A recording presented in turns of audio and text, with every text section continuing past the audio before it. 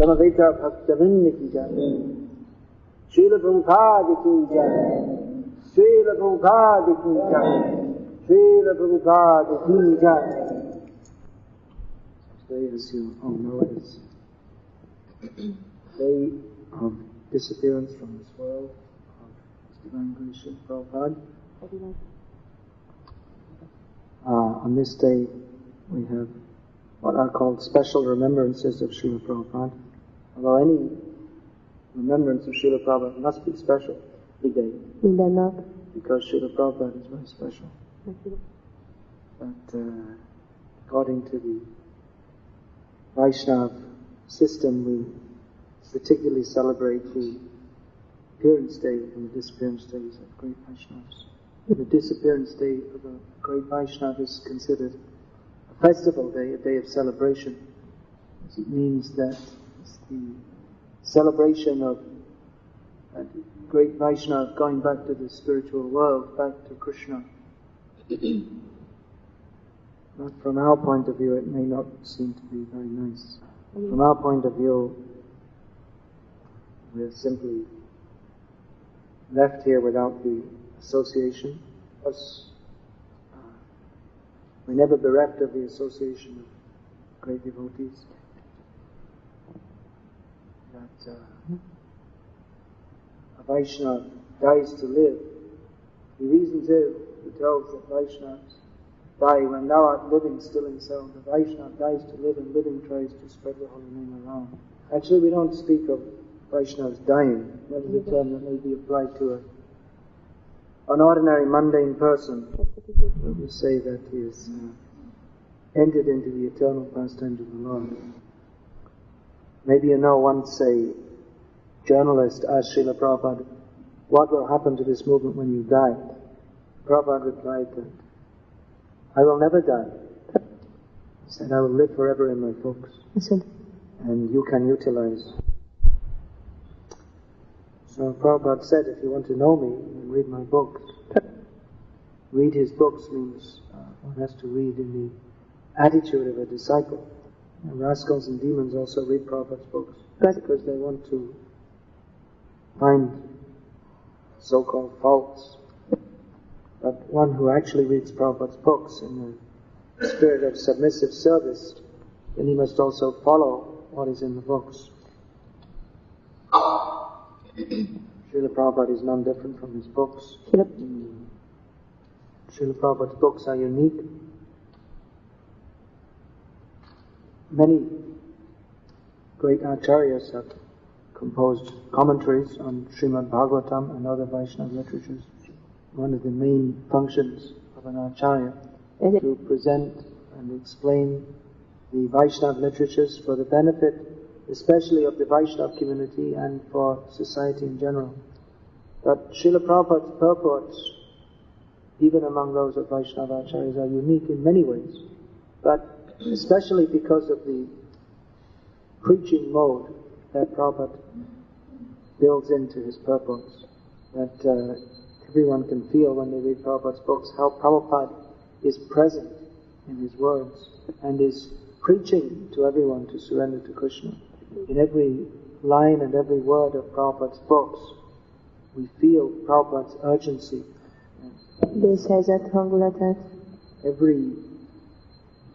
Every line, every word, the implicit rhythm is surrender to Krishna, surrender to Krishna, surrender to Krishna. Prabhupada is certainly present as his books. Those who follow, they can, the instructions in Prabhupada's books can appreciate Prabhupada's presence, his instructions, which is further manifest as his movement, his disciples' disciples. This whole project has come up, it's all Prabhupada's mercy. Of course, parampara means the mercy is being carried. So, it's the great mercy of Srila Shivara Maharaj and others bringing Krishna here. So, we can perceive that Prabhupada is still here. But at the same time we're celebrating the disappearance day of Srila Prabhupada. In other ways, Prabhupada is not present. We can't fly off to the place in the world where Prabhupada is to have his darshan in the way that we could previously. When we go to Mayapur festival, it's previously Mayapur festival meant all the devotees would come together and hear from Srila Prabhupada. So there are differences also. And certainly with the disciples of Srila Prabhupada are all feeling, especially on this day, the separation from Srila Prabhupada more. As I was saying, it's a day for special remembrance. At every moment of every day, we should remember Srila Prabhupada. But especially on this day, we have to stop, take stock of our position, and put everything in focus. Because in the day-to-day activities, we may sometimes not be so much focused that everything we're doing is on the order of Prabhupada, everything we're doing is the mercy of Prabhupada, everything we do is meant for the service of Srila Prabhupada, everything we do is meant for the pleasure of Srila Prabhupada. So that we are doing, in as much as we are in Krishna consciousness. But in the course of performing so many activities, we may sometimes not have such strong remembrance of that by whose mercy, on whose order, and for whose pleasure we're doing all these activities. But on this day especially, we have to stop and remember that Tumara Karumasha, everything is we're doing is Prabhupada's mercy. That is the special feature of a Vaishnava Guru. There are various gurus from various sampradayas who teach various philosophies. But a Vaishnava Guru is addressed as His Divine Grace. His Divine Grace means, grace of course means mercy, and His Divine Grace means that He is the personification of Krishna's mercy. As we sing every morning, Samsara dava nalayudha loka Chanaya karanya ghana ghana bham Praptasya kalyana gunarnavasya Vande Guru Shri Charana.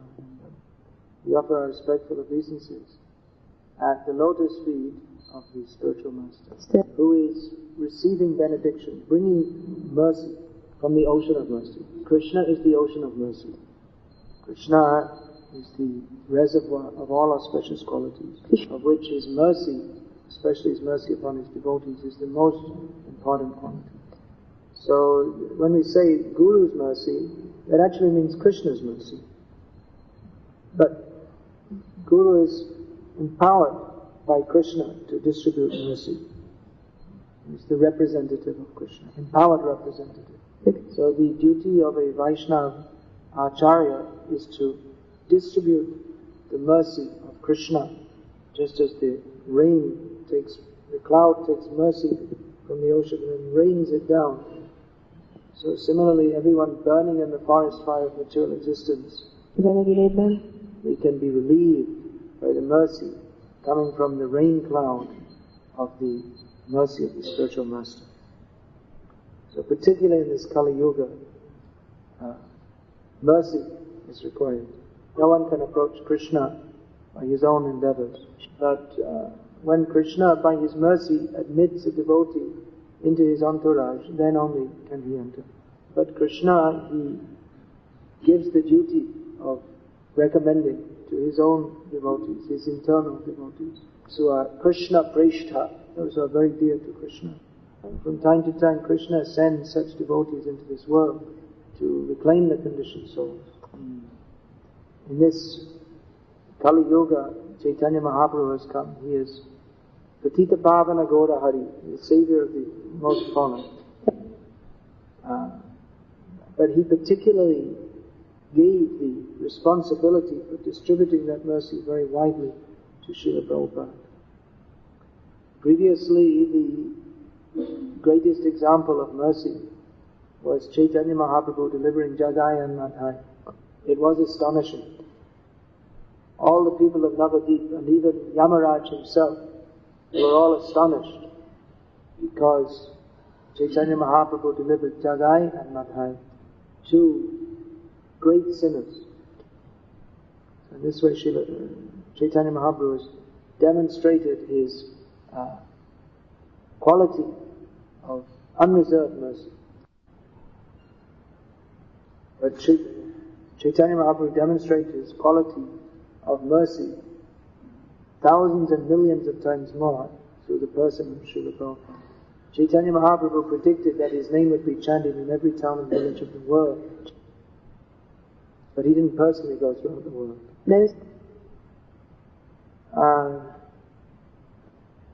Previously, before Prabhupada went to the West, many Bengali Vaishnavas would read this, in the course of reading Chaitanya Bhagavat, they would read this verse. That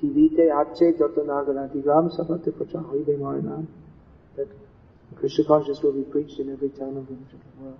But there was no indication, there was no external indication that this would actually happen. And it seemed that the movement of Chaitanya Mahaprabhu had become one of the many sects within Vaishnavism and within Hinduism in India, and mostly followed by Bengalis, Oriyas, Bengali, and mostly other parts of India. They're not much concerned what Bengalis are doing. They have their own culture. They are Sri Vaishnavas or worshippers of Sitaram or Shaivites or out and out Mayavadis or whatever. So if one was born in Bengal, in the Bengali Vaishnava family, he could be a follower of Chaitanya Mahaprabhu. And there are a few people who are not born in Vaishnava families, but who by the influence of Vaishnava preachers, they also became Vaishnavas in Bengal. But there was no sign of Chaitanya Mahaprabhu's teachings becoming even more than a Bengali cult, what to speak of a worldwide cult. It wasn't expected that South Indians or Gujaratis or Biharis or Nepalis, they'd all become Gauriya Vaishnavas. So you would read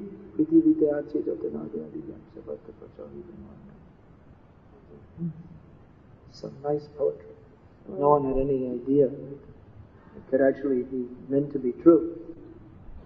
All the Vaishnava acharyas, they had their plan that Krishna consciousness should be spread very widely through Srila Prabhupada.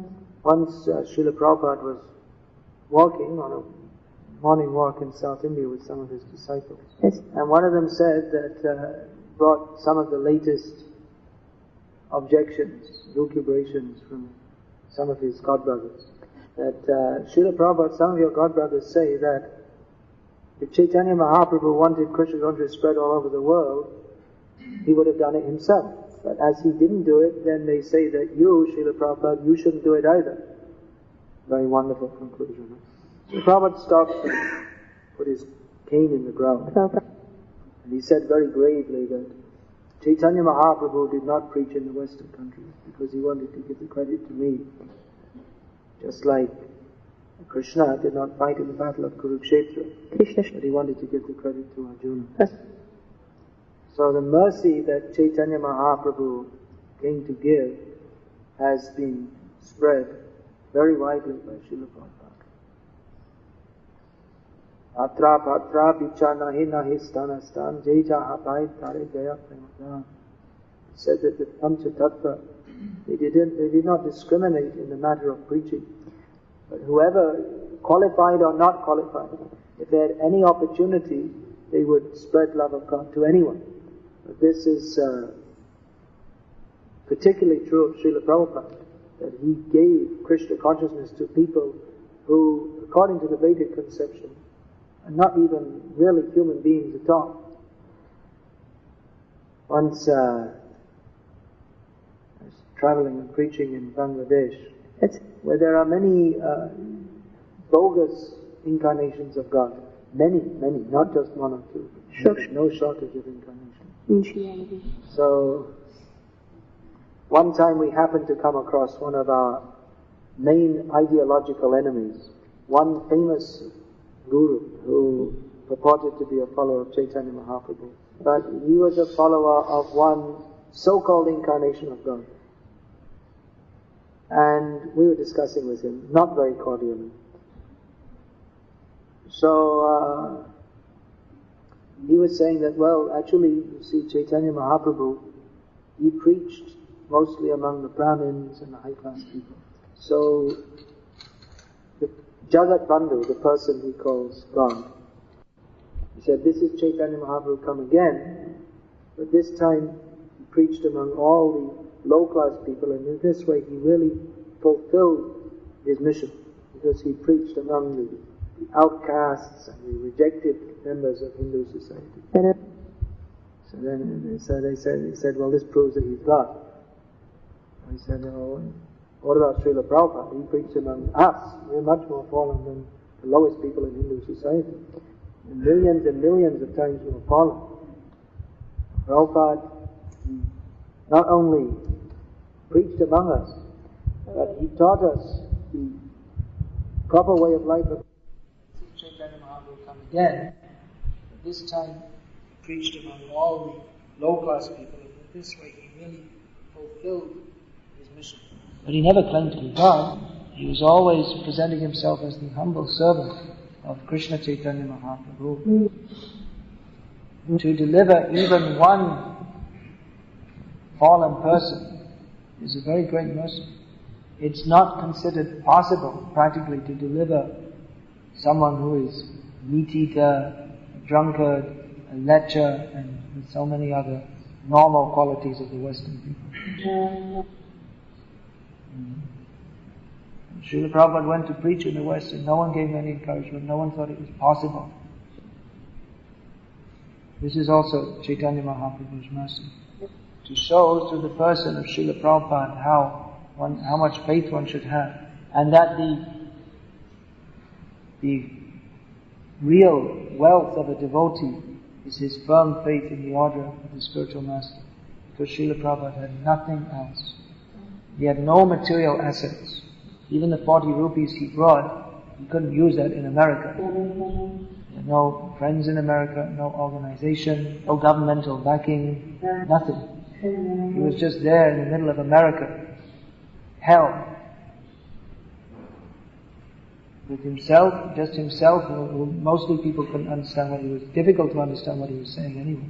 Apart from the concepts Prabhupada was explaining, even his voice and diction were difficult to understand. So Prabhupada had no asset but his faith in the holy name, faith in the order of the spiritual master. Prabhupada had faith in the mercy of Chaitanya Mahaprabhu. And therefore Chaitanya Mahaprabhu poured oceans of mercy through Srila Prabhupada. Otherwise, it's not possible to do what Srila Prabhupada did. Now we take it as a very ordinary thing that there are devotees from all over the world. But 40 years ago, no one could have imagined. Sadhu. In India, the word sadhu means an Indian. Vaishnava means an Indian. Brahmana means it must be an Indian. There's no such thing as a white sadhu. It just doesn't exist. It's just not heard of or imagined or possible. Prabhupada didn't think like that. He wrote, as he was in his prayers, as he came to America, he wrote to his spiritual master, Tomar kripai ashambhav shambhav hai. By your mercy, that which is impossible becomes possible. This again, it's stated in Chaitanya Charitamrita. Stated by Shankaracharya that by the grace of the Supreme Personality of Godhead, that which is not possible becomes possible. But those who don't have that faith, they will take it as poetry. How can a lame man cross mountains? How can a dumb man recite poetry? But everything is possible by the grace of Krishna. One of the astonishing features of Krishna is that he makes his devotee appear to be more than him. Lord Ram had to cross over the ocean by building a bridge. An extraordinary bridge, no doubt, but he had to build it. But by the grace of Lord Ram, Hanuman could simply jump, no need of a bridge. Similarly, Arjuna, he could fight and defeat all the great warriors, which was not possible for him actually, but Krishna empowered him to do so. This way, Hanuman and Arjuna, they appeared to be more than Rama and Krishna. So in the same way, Chaitanya Mahaprabhu empowered Srila Prabhupada to do that which is not possible. And Prabhupada is still doing it. Still, people are reading Prabhupada's books and their lives are changing. The most significant thing that can happen to anyone's life is to take one of Srila Prabhupada's books. There are so many cases even today of people who just by reading their whole life changes on the spot. Because Srila Prabhupada is Shakti-Avesh, he is empowered with the potency of the Supreme Personality of God to do that which is not possible otherwise. What Srila Prabhupada had his followers do, no one could have done. To get the young hippies in America in the 1960s to give up intoxication and illicit sex, it was not possible. The government agencies, they were wondering how to stop these people taking drugs. So many of them did so simply on Srila Prabhupada's order. They were taking drugs, they were becoming hippies because they had given up faith in anything that society had to offer. But they had such faith in Prabhupada that they could even give up illicit sex, which is very difficult to give up, especially when you have a habit.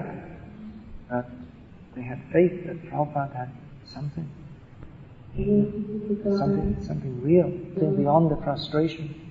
That this is reality, this is what we're actually looking for. So these miracles are still going on.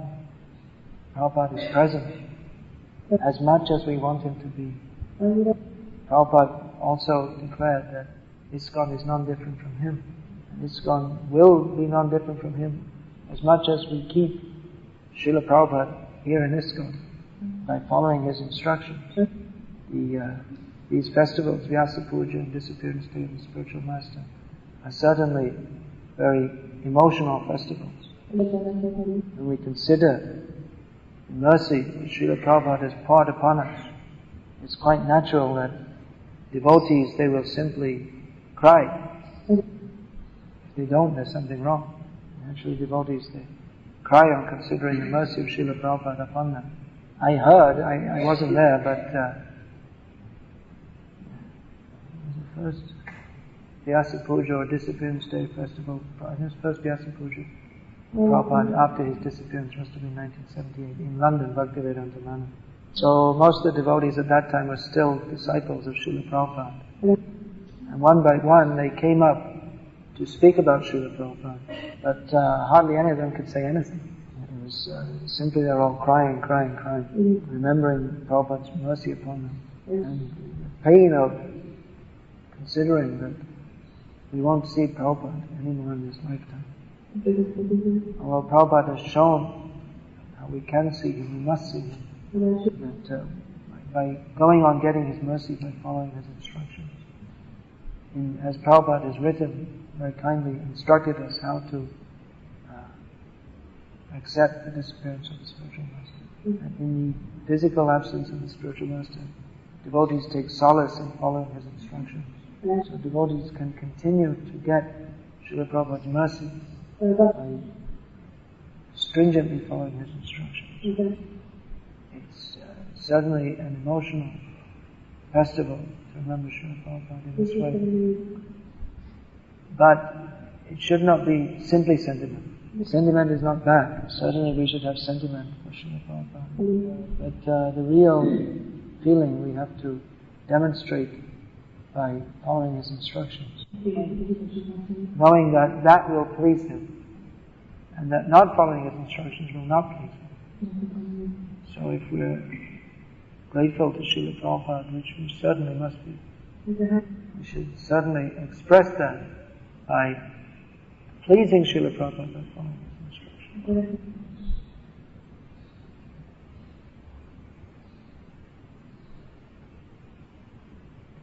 Maybe I'll just tell about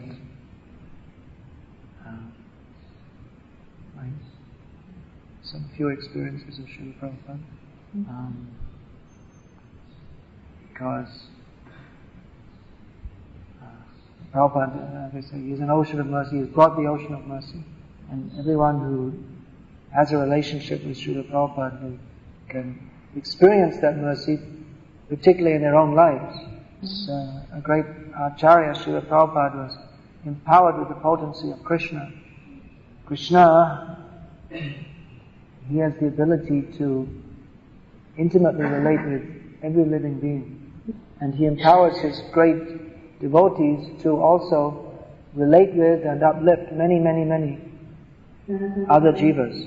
So many devotees have experienced the mercy of Srila Prabhupada in their own lives. And they are continuing to do that. So, I also have some experiences of Srila Prabhupada's mercy. Although we can't measure that mercy, it's unlimited mercy. The nature of the transcendental ocean of mercy is that even one drop of it is unlimited. No one can measure the extent of even one drop of mercy by any material means. Simply to get one book of Srila Prabhupada's is far more mercy than having a lifetime's free admittance into the best hospitals in the world. It's a better mercy than winning all the lotteries in the world. Foolish people, they pray to God, "Dear God, let me win the lottery. Dear God, please improve my health." The much greater mercy is simply to come in contact with Krishna through his pure devotees. So we cannot measure the mercy that Srila Prabhupada pours even at one moment upon any one of us who have come into the shelter of his lotus feet. Srila Prabhupada is pouring so much mercy, but we are holding an umbrella.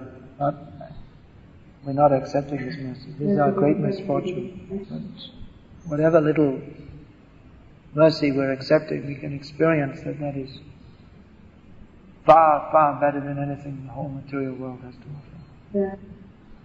So I also had some experiences, although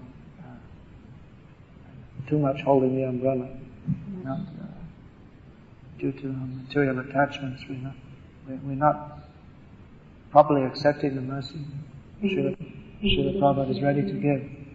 But there's another feature of his mercy that, despite our reluctance to accept it, he continues to push us to accept his mercy. So I was allowed to join this movement in 1975. As you know, Srila Prabhupada passed away in 1977. And although I can't properly appreciate Prabhupada now, but I must say that during those first 2 years in the movement, I really didn't have very much appreciation of Prabhupada. I mean, I didn't appreciate, but as I read Prabhupada's books more and I understood more the position of the spiritual master, then my appreciation increased more after Prabhupada's departure from this world. So anyway, I saw Prabhupada a few times, from a distance, as he was giving classes. The last time I saw Srila Prabhupada was about 1 month before he passed away. We were in traveling Sankirtan book distribution in North India. And we could have been staying in Vrindavan and chanting for Prabhupada. But we thought that, Prabhupada, he very much likes this book distribution. So let us go on with the book distribution mission. Now, as far as I can understand, most of the devotees in the movement at that time never thought that Prabhupada was going to pass away. Although anyone else would, doctors, they were saying that we're amazed how he's still here. And most people, they wouldn't remain in such a body. It's not fit for you. It's not fit for habitation by the soul. Of course, they would express that in medical terms. But Prabhupada was like, he was almost like playing a game with the devotees. Sometimes he'd say, yes, now I want to pass away, I don't want to stay now. And other times he'd say, I will live to be 130 years old. I will translate the Ramayana, Vedanta Sutra, Brahma-Vaivarta Purana, Shat-Chandarbha, so many things Prabhupada said. Specifically said, Prabhupada said, if you increase the book distribution, I will live forever. So devotees were going wild everywhere, distributing books. And most of us, I know, we didn't really take it seriously that Prabhupada is going to pass away. We didn't even think about it. Just like you can imagine, you can't imagine, that's the whole thing, but you can't imagine that the sun won't rise tomorrow. It's something you don't think about or imagine. And even if someone comes in some New Age magazine and says that on such and such a day the sun will not rise anymore, you don't take it seriously. So it's like that. There was like, somewhere in the background there was some kind of talk that Prabhupada was going to look like he could pass away any time. And we knew that. We were praying to Krishna that please don't let Prabhupada pass away. But at the same time, we never really thought it was going to happen. So anyway, we were distributing books in North India. And one day our party leaders said, let's go and take darshan of Prabhupada. So we drove all day. And in the evening, this was October 1977. And in the evening, we came to Vrindavan, took bath, and went into Srila Prabhupada's room. Prabhupada Vishnu Maharaj, who I knew previously from London, who was still a brahmachari at that time, he said, do you want to go into Prabhupada's room? Yeah, of course. I went in, and the room was quite full, meeting very quietly. And of course, I'd never seen Srila Prabhupada like this before. Always seen Prabhupada walking very strongly, the general in command of his troops.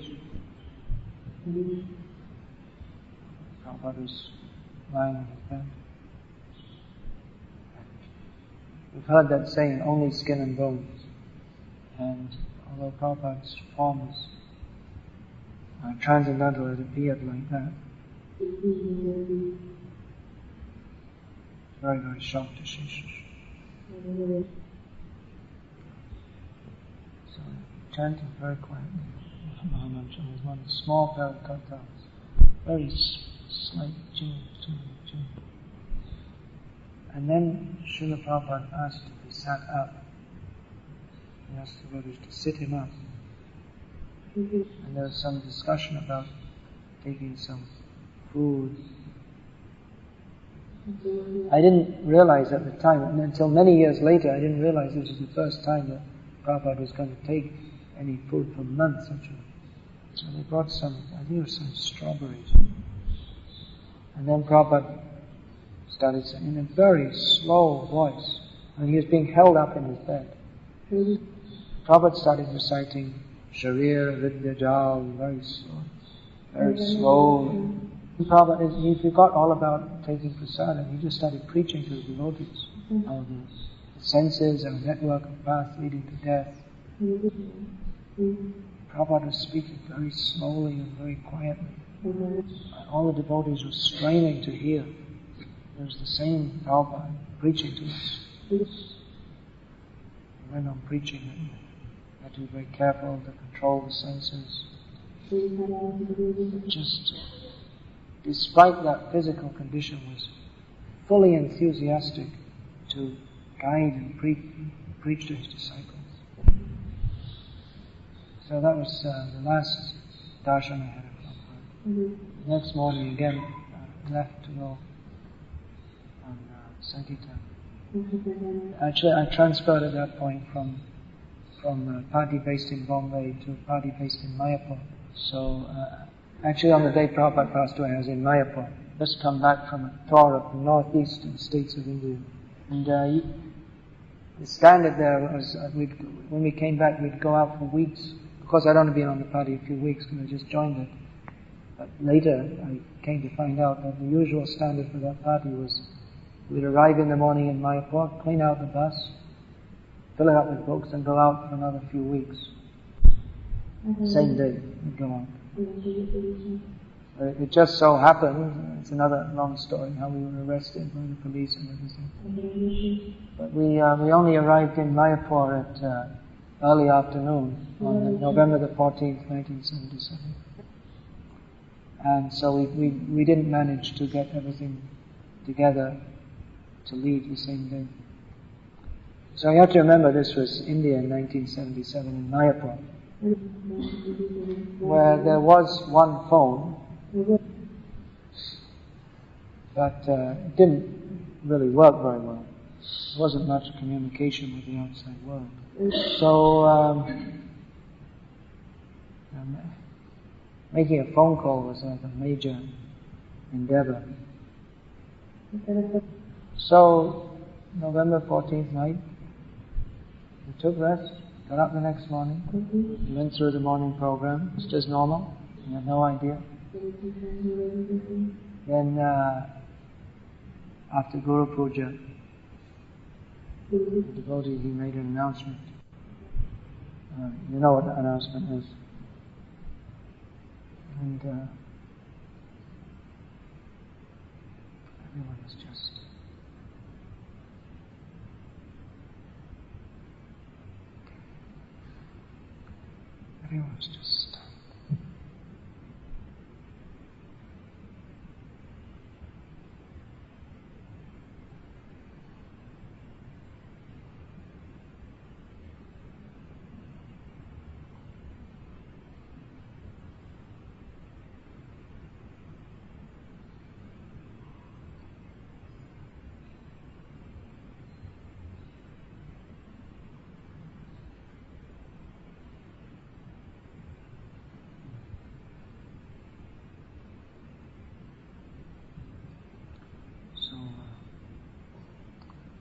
immediately some program was organized. In glorification of Prabhupada.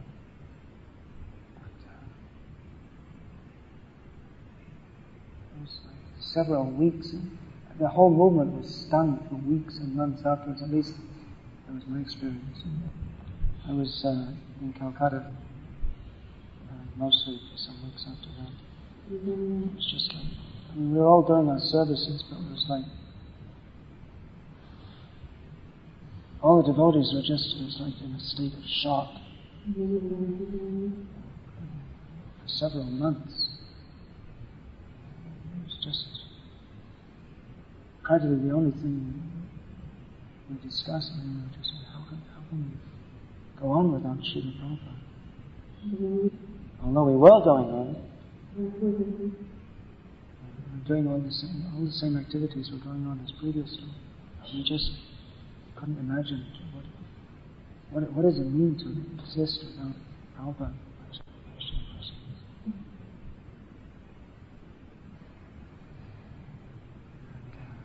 I guess it was still suffering from the shock. We have to learn to live without Prabhupada's personal presence and guidance, and understand what Prabhupada wants of us. And that is going on. The movement, Krishna conscious movement, has actually spread much, much more after Prabhupada left this world. There were no centers in Hungary. No one who could have imagined preaching in these communist countries. Even Prabhupada's disciples, they couldn't imagine how is it possible.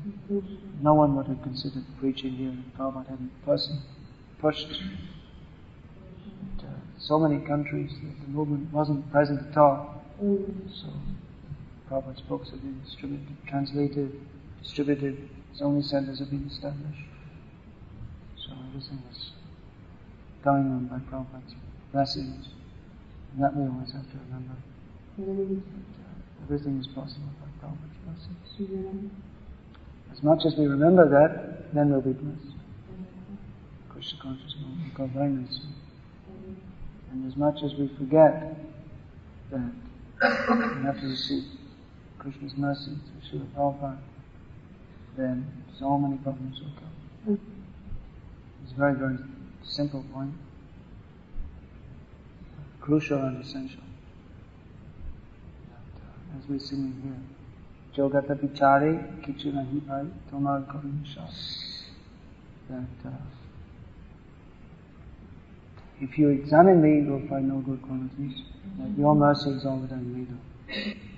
So that's especially true of us. And many people in India, they can think, well, after all, they're from a nice, pious background. And it's a cultural heritage to chant Hare Krishna. But for us in the Western countries, we have no hope. Our birth as a human being was only superficial, because without knowledge of Krishna, what is the meaning of taking a human birth anyway? Simply you're born and you go to another species uselessly. Srila Prabhupada brought the knowledge of Krishna that made us alive, otherwise we were dead. So we have to keep Prabhupada alive in our hearts by always being ready to accept his mercy. Without that, we don't have any spiritual, we don't have any life. Then we become again zombies, Frankensteins. The body is moving, but there's no meaning to that movement. It's living death.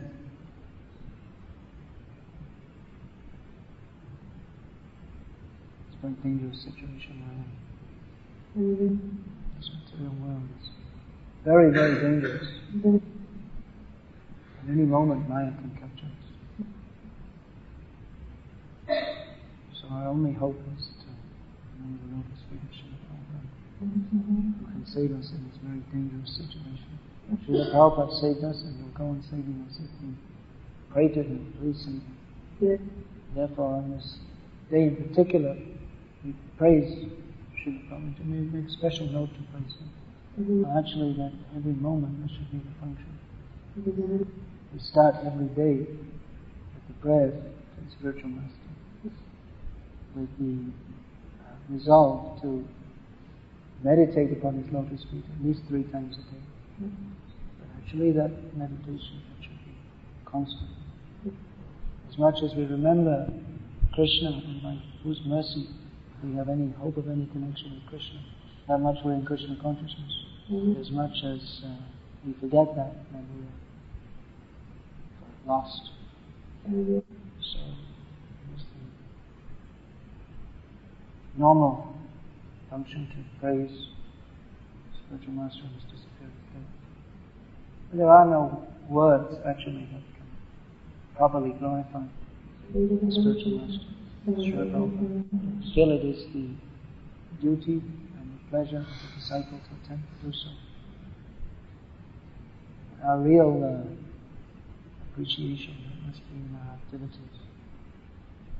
We must act in such a way. We must act in such a way that Srila Prabhupada will be glorified, and act in such a way that he will be pleased. I cannot imagine how pleased Srila Prabhupada is to see this project. Yeah.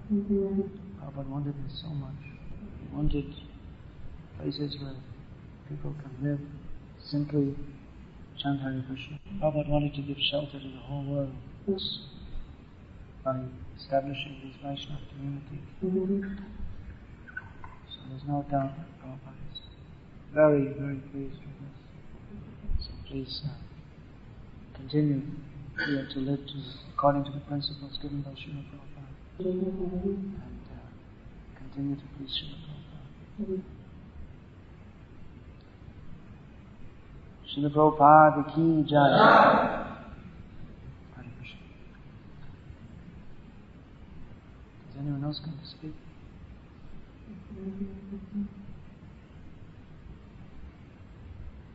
Anyone else will say anything? So then we'll all go to our services.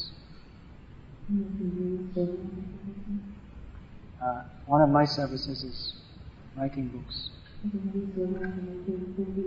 So I also try to distribute them. So I'm going on with my service now. Some of the books I've prepared on the order of Srila Prabhupada. Hare Krishna.